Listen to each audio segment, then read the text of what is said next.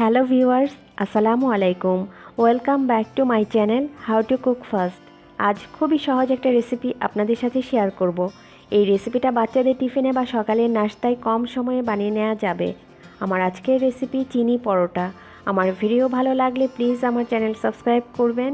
আজকের পরোটা আমি আটা আর ময়দা মিলিয়ে করব। আমি এখানে একটা মিক্সিং বোল নিয়ে নিচ্ছি 1 কাপ ময়দা আর নিচ্ছি 1 কাপ আটা।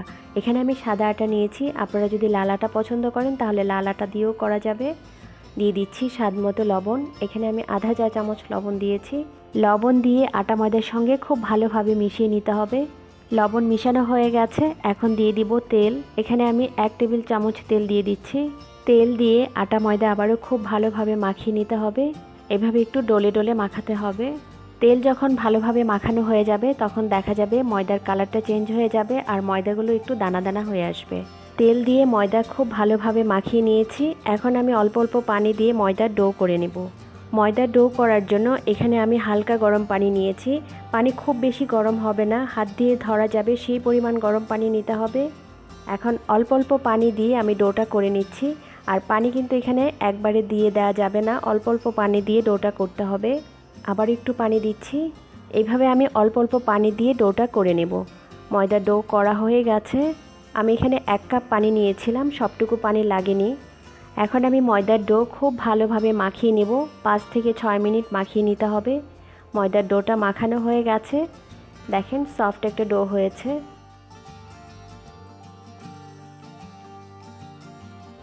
ডো খুব বেশি নরম হবে না, ঠিক এই রকম হবে। এখন একটা কিচেন টাওয়েল ভিজিয়ে খুব ভালোভাবে চিপে নিয়েছি। এখন আমি এই ভেজা টাওয়েলটা দিয়ে 15 থেকে 20 মিনিটের জন্য ঢেকে রেখে দেব। তাহলে ফিরে আসছি 20 মিনিট পর। 20 মিনিট হয়ে গেছে। এখন এই ডোটা আরেকটু মাখিয়ে নিতে হবে। আমি কিছু শুকনা আটা ছিটিয়ে নিচ্ছি। এখন ডো কাউন্টার টপে নিয়ে নিচ্ছি।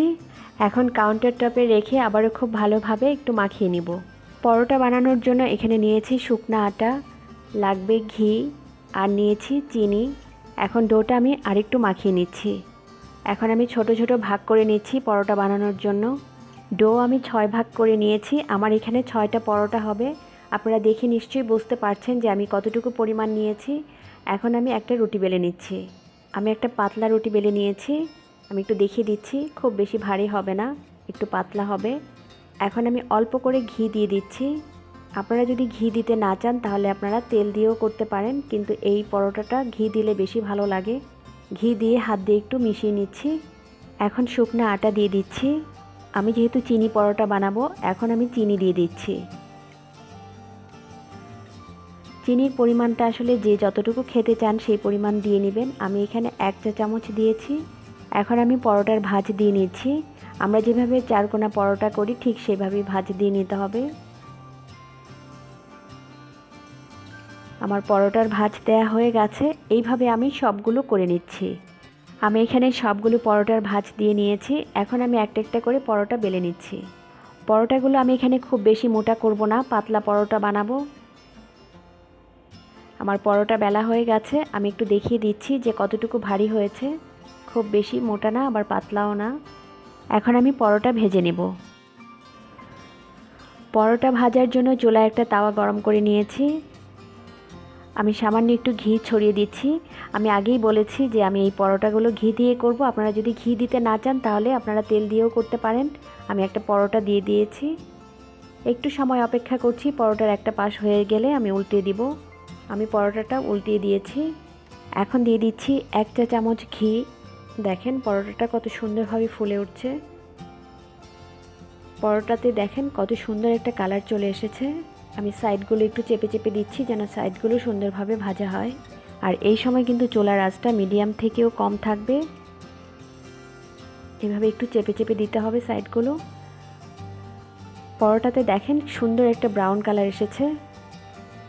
এইভাবে সাইডগুলো একটু চেপে চেপে দিতে হবে। পরোটা ভাজা হয়ে গেছে, আমি একটা প্লেটে তুলে নিচ্ছি।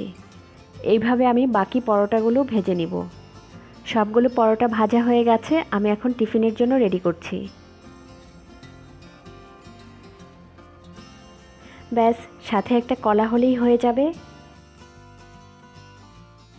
এভাবে খুব সহজেই বানিয়ে নিতে পারেন চিনি পরোটা।